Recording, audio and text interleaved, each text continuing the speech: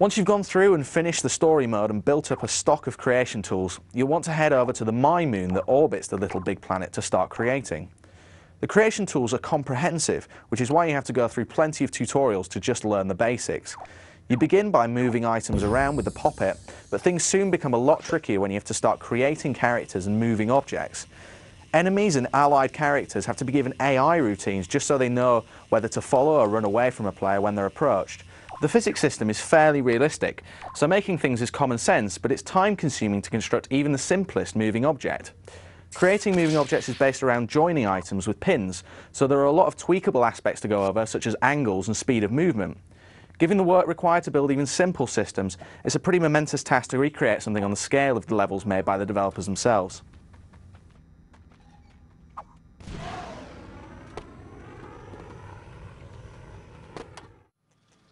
Thankfully, Media Molecule has made the task much easier by letting you use the pre-made objects and level templates from the main game itself.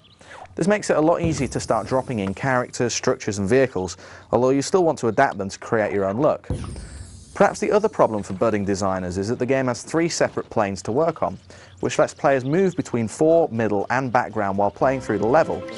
Once you have your main content in place, you can add finishing touches such as respawn points, dynamic music that changes according to player proximity, and characters that offer instructions on what you need to do in the level.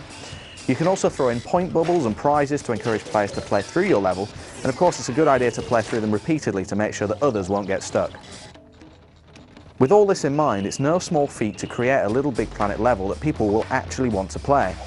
The reality, at least according to what we've seen happen in the beta of the game, is that home designers will use the tools to make much smaller creations than Media Molecule's levels.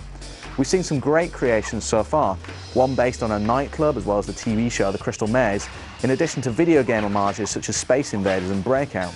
They're simple ideas that incorporate simple systems already built by the developers, and they're probably a good indication of where the community is going to take the game.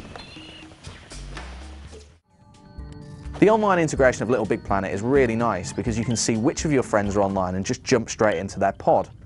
The multiplayer online mode works well, if not quite as smoothly as it does locally, but you can't go into the create mode with friends until an update is released by Sony after the game's release. Sharing also works really well online.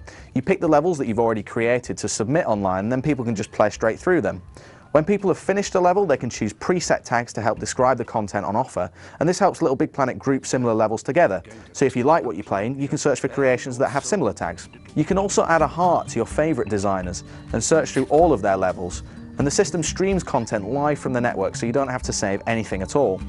If you really like a level or fancy adapting what you've seen, you can also cheekily take the levels that have been submitted online and copy them to your own moon for later.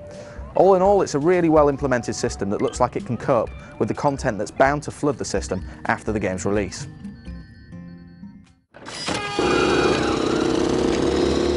Little Big Planet is a beautifully assembled game with a patchwork visual style that actually covers the technical achievements underneath.